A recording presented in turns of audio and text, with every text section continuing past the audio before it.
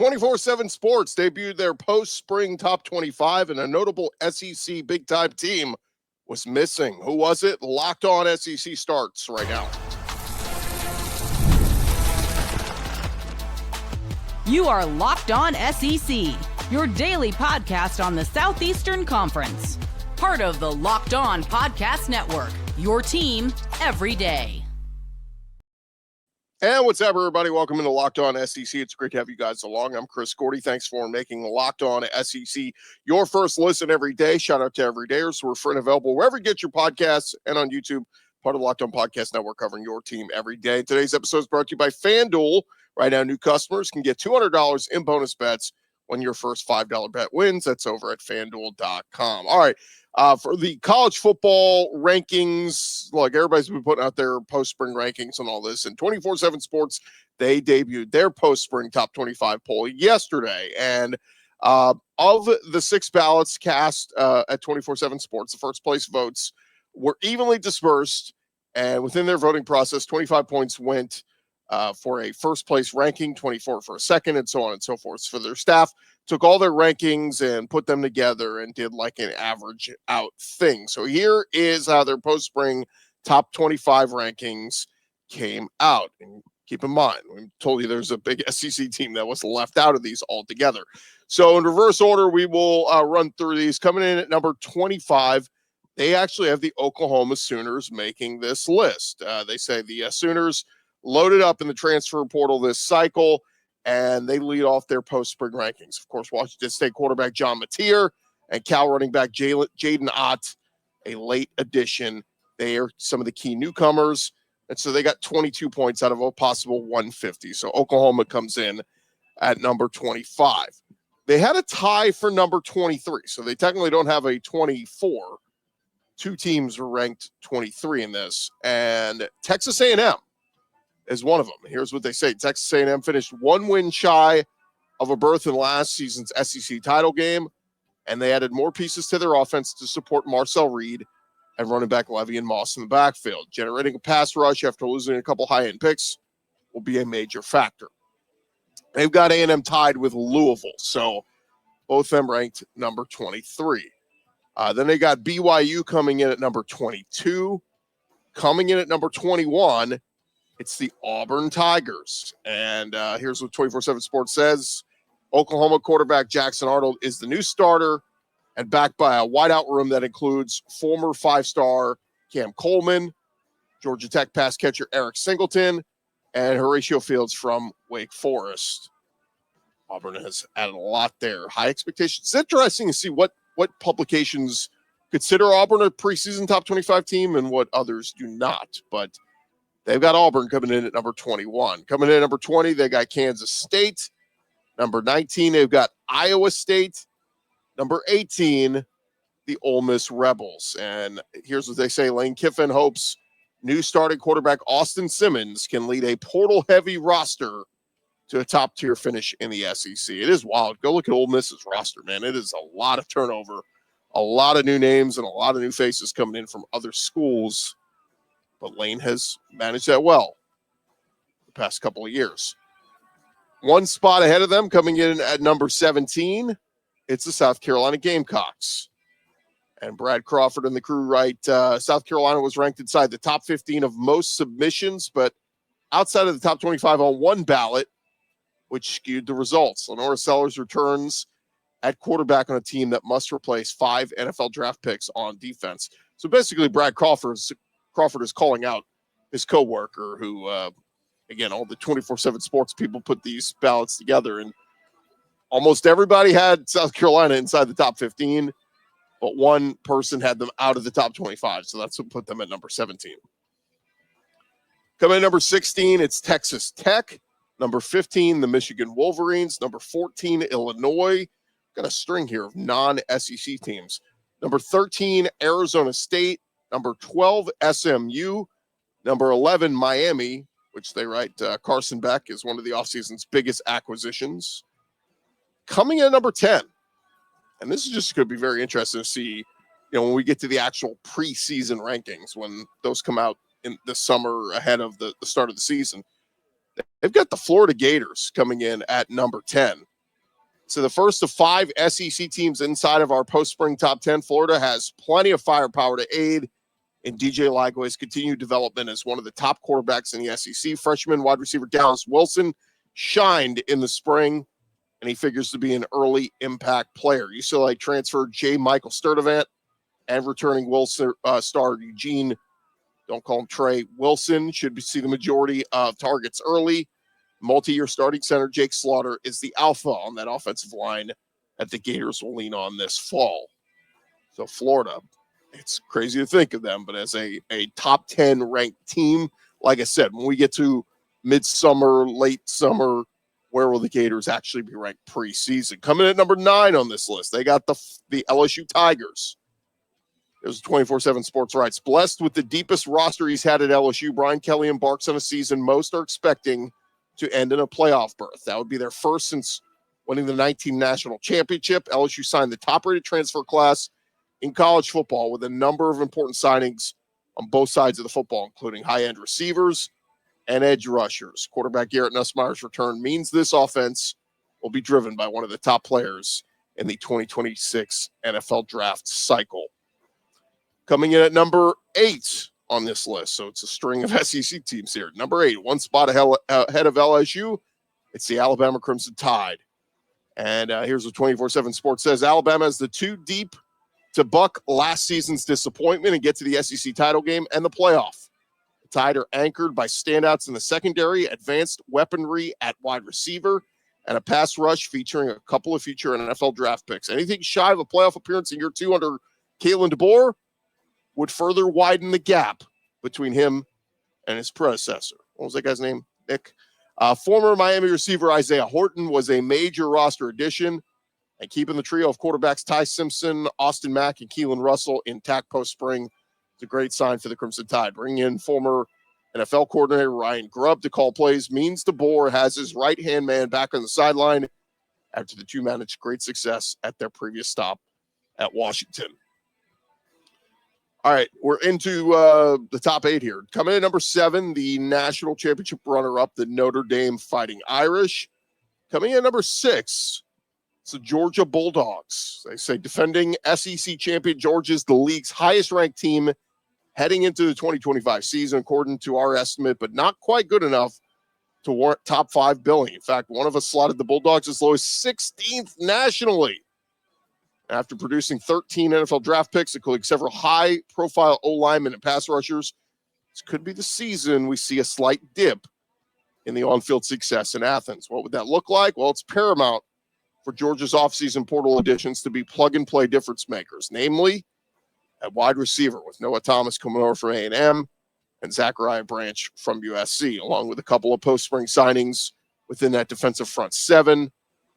I think that's pretty wild to have Georgia outside of the top 5 preseason. So the question becomes, who do they have in their top 5? Well, they've got the Oregon Ducks and Dan Lanning at number 5. It's amazing how much credit Oregon just gets every year for a program they ain't won a damn thing. They just, preseason top 5. Okay, great. I like Dan Lanning too. I just don't, until Oregon finally makes some noise and wins the national championship. Let's see something back it up. Coming in number 4, it's Dabo Swinney. Oh, we all like Dabo again, right? Everybody's buying back in Dabo. We were out on him for a couple years. Everybody's like, he sucks. Dabo's overrated. Now we like him again. Okay, whatever. Clemson coming at number 4. Coming at number 3, your reigning national champions, the Ohio State Buckeyes. Here's what 24/7 Sports says. The defending national champs were ranked as low as 6th on one of their ballots and as high as number 1 on 2 others. And you bring back arguably the 2 best players on each side of the football. Expectations are high once again for Ryan Day. So if Ohio State's 3, who's in the top 2? Coming in at number 2, the Penn State Nittany Lions. And here's what he said. James Franklin's program garnered 4 second-place votes, the most in the spring, and ended up as the Big Ten's top-rated team coming out of spring. I don't know, man. We really think Penn State is the second best team in the country going into next season. They say the Nittany Lions welcome back a pair of 1,000-yard rushers, a quarterback with sights set on becoming the top pick, and many defensive starters looking to make a name for themselves following the exit of Abdul Carter. look, I got to look at what's Penn State got on this roster here. Okay, so Drew Aller's back at quarterback, of course. I don't know. Is Drew Aller really considered one of the top quarterback recruits for next year, or whatever, prospects for next year? Okay, whatever. Yeah, their running backs are good. Nick Singleton's awesome. Katron Allen. They get Corey Smith, Quentin Martin. That's fine. I don't know, man. Penn State, that feels overrated to me. So we think Penn State's going to be playing for a national championship. All right, well, let's get to the number one team on this list, and this is maybe one of the more shocking. They've got the Texas Longhorns at number one. Here's what they write at 24/7 Sports. Texas is our post-spring number one for a myriad of reasons, but was not a unanimous selection. The Longhorns roster will reportedly cost $35 to $40 million this season, according to the Houston Chronicle, which would be a record number in college football. You compare that with last year's leading spender, Ohio State, and the Longhorns should be on their way following consecutive college football semifinal appearances. Arch Manning, Anthony Hill, Colin Simmons are the headliners. 3 future first-round picks who should carry Sark's squad. Texas lost key personnel at the playmaker spots in the secondary and along the O-line, but retooled those position groups in a big way. They retooled, but I don't know, man. We're saying Texas is the number one, hands-down best team coming out of the spring. I don't know. I got to think like Sark maybe doesn't want the spotlight on them. Be like, nah, put somebody else up there. Take us out of that spotlight so you get a big target on your back. But I don't know. I just found these rankings very interesting, and perhaps most interesting, the void of Tennessee, who has been viewed as a top 25 program basically since Josh Heupel has gotten there after that year one, kind of starting to turn things around. And Tennessee's just coming off a college football playoff appearance. I know they got blown out at Ohio State, but Ohio State went on to win the national championship. So a little bit surprising to see the Tennessee Vols left out of the top 25 rankings, considering Josh Heupel's track record. And I get it. The biggest reason probably the loss of Nico Iamaleava, but look, there's some people really starting to talk themselves into Joey Aguilar being just as productive, if not maybe better than Nico Iamaleava. Look at what Nico was last year. It was good, not great. So can he improve? Can Aguilar maybe improve on that? Take care of the football? We always use the word game manager. Can he manage the game well? We shall see. By the way, Joel Klatt, he put out his post-spring top 25, and he had it flipped. He's got Ohio State number 3. He's got Texas 2. He's got Penn State as his preseason number 1 team. So everybody is aboard the James Franklin hype train, but my goodness, James Franklin just mark him down for 9-3. It's what Penn State does every year, feels like. 8-4, 9-3, something like that. Like, what is Penn State, this national championship contender that's just going to go and play for national championships? Okay, I'll believe it when I see it. Wake me up when we see it. Ranking in the rest of Joel Klatt's rankings from the SEC had Oklahoma 25, Auburn 22, Ole Miss 20, A&M 19, and then he had Florida 13, South Carolina 11.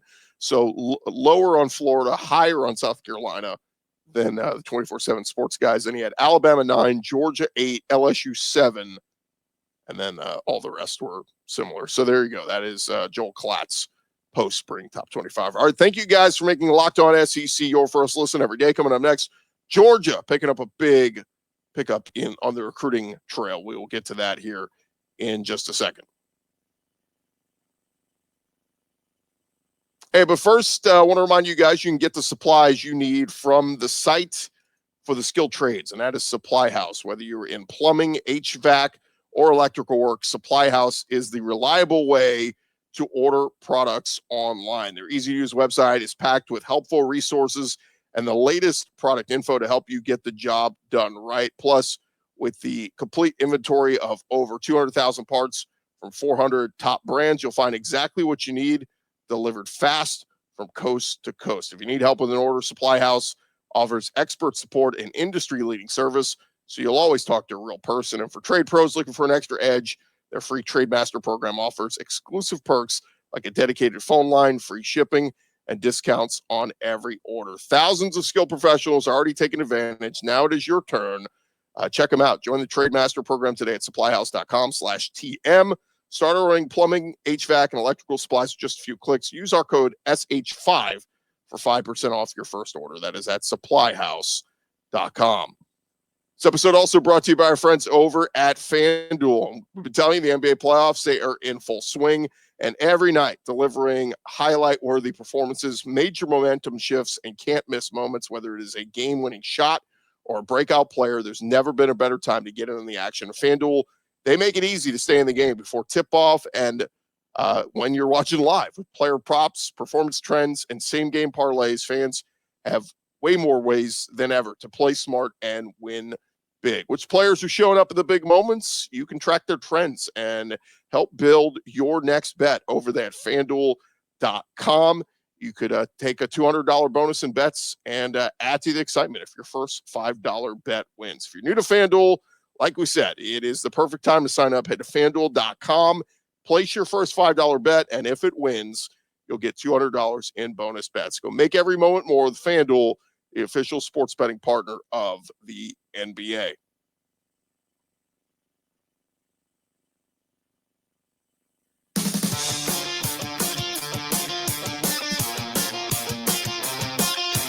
All right, roll along here. Locked On SEC, part of Locked On Podcast Network, covering your team every day. Shout out to our everydayers. Keep coming back and checking us out each and every day. The audio version of the show and the video version up on YouTube. All right, let's dive into it as Georgia Bulldogs getting a big-time quarterback commit yesterday. Jared Curtis, number one quarterback or five-star quarterback for 2026, announcing his commitment to the Georgia Bulldogs.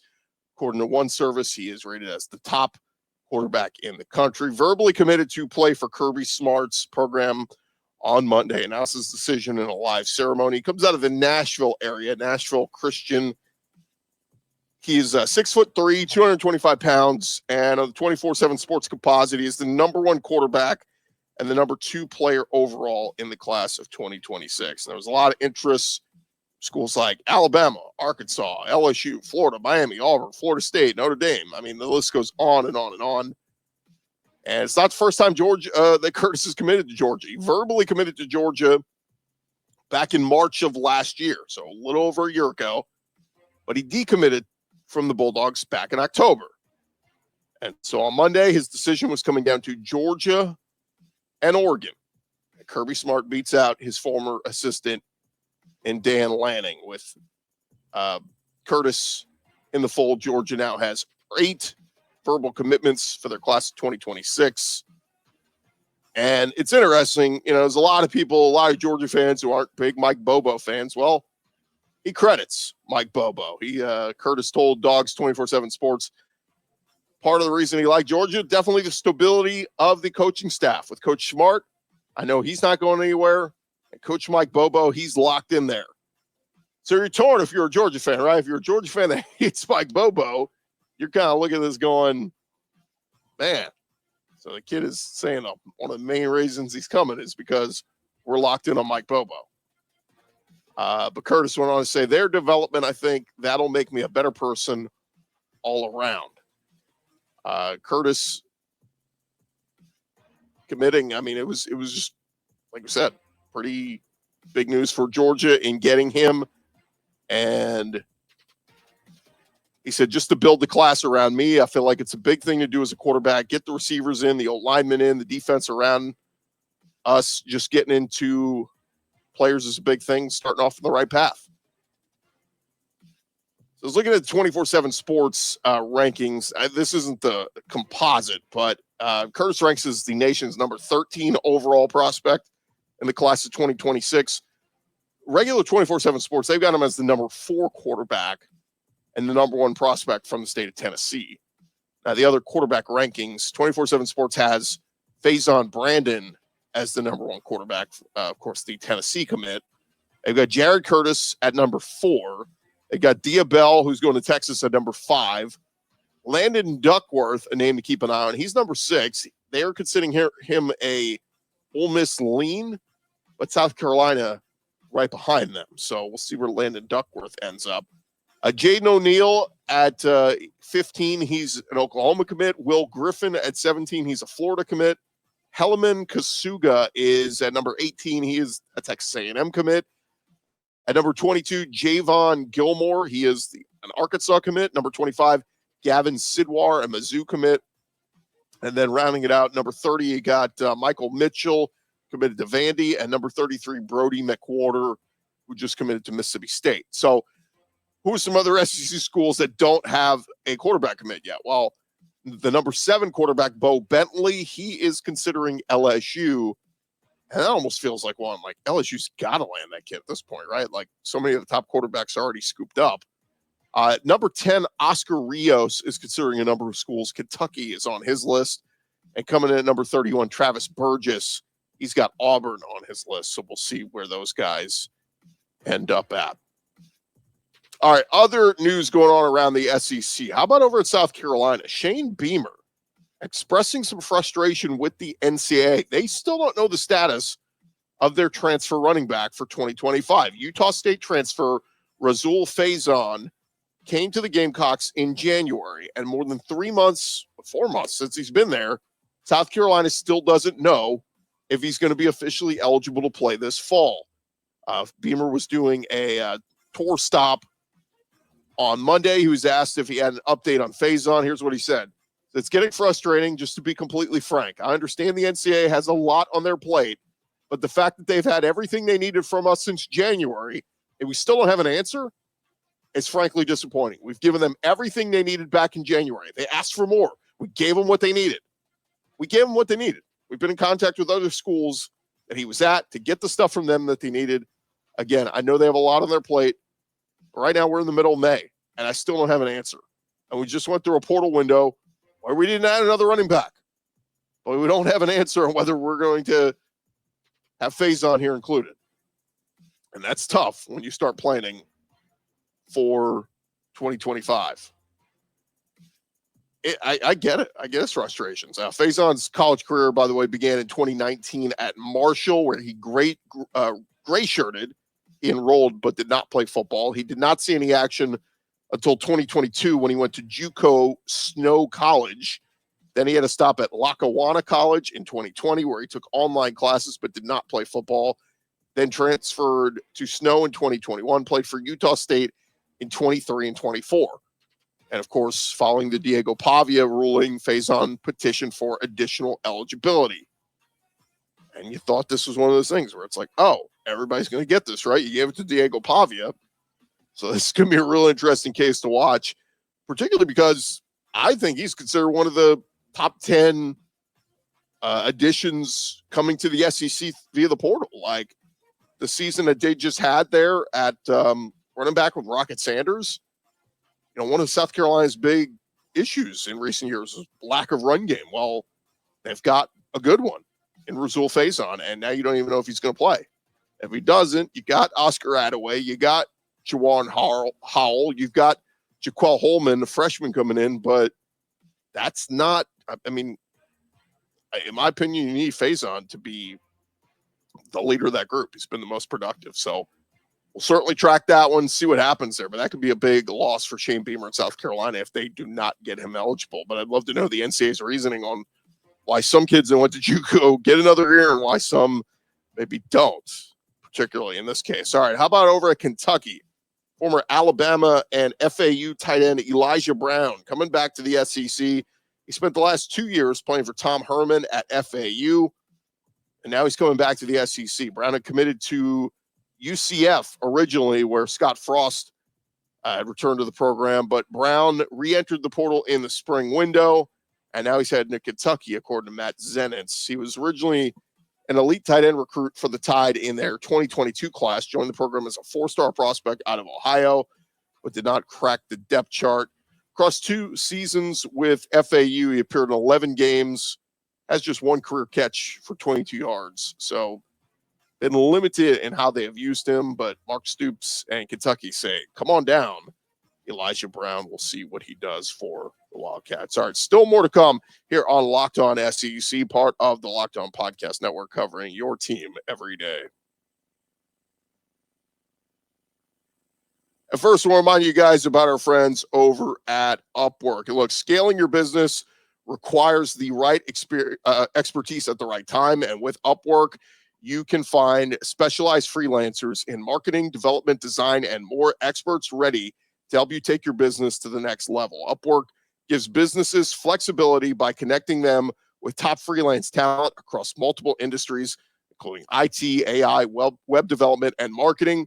Whether you need extra hands for a project or a long-term partner, Upwork makes hiring simple and affordable. Go find the right talent. If you need help with a marketing campaign, Upwork can connect you with a freelance expert who delivers incredible results.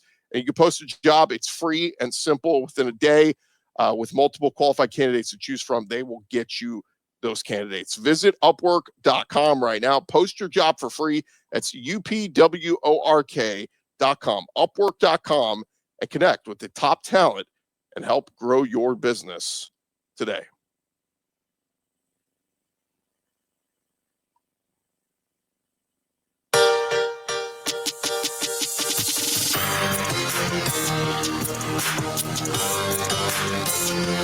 All right, final segment here on Locked On SEC, part of Locked On Podcast Network, covering your team every day. Just a couple basketball and baseball nuggets before we get out of here. Let's start on the hardwood, as Florida is set to play UConn in a rematch of the national championship tournament game, NCAA tournament game, rather, the two most recent national champs that have set up a regular season meeting.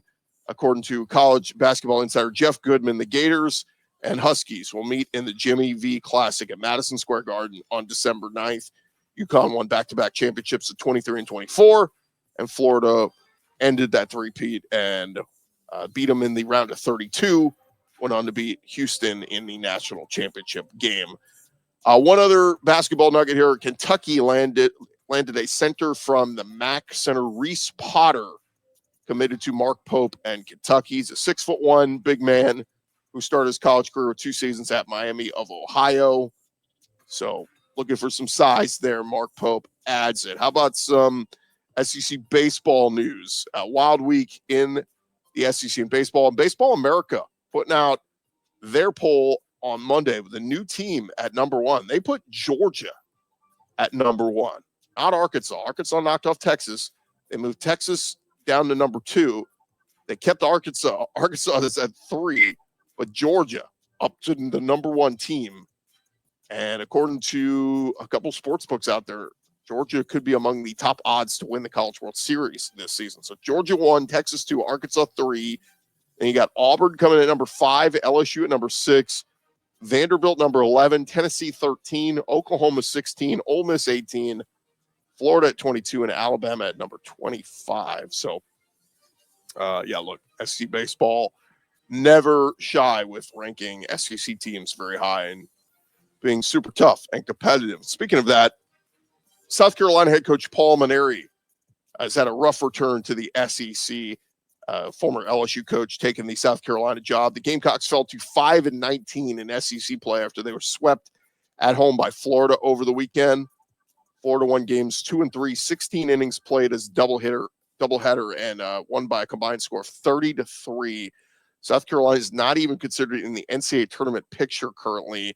Gamecocks have an RPI of 62, can only reach 11 conference wins in regular season. That's if they sweep their top 10 remaining opponents in Auburn and LSU. All 16 conference teams will, of course, play in the SEC tournament this year with the new format, and the tourney winner will earn an automatic bid. But Gamecock fans frustrated with the state of the program. Paul Mainieri, he says he wants to right the ship and get this thing righted in 2026. He said there have not been any conversations about his future as the program's head coach. And so, frustrating for South Carolina baseball fans who, have high hopes for that program. And look, Paul Mainieri's got the skins on the wall. He did it for years at LSU. It's just walking into a tough situation there, and had some injuries at the start of the season, and see if they can turn that thing around in the future. But look, we know it was his relationship with Ray Tanner that helped get the job, but we'll see. Hopefully for South Carolina, if he doesn't turn around, he won't be the coach there much longer into 2026 next year. All right, thank you guys for making Locked On SEC your first listen every day. For your second listen, you can check out the Portal Show. Brian Smith, he has the latest rumors, portal entries, and signings. Be the most informed fan on the rapid changes the college football landscape. Find the portal on YouTube, wherever you listen to your podcast. I'm Chris Gordy. It's been Locked On SEC. We'll talk to you guys tomorrow. Come back and see us.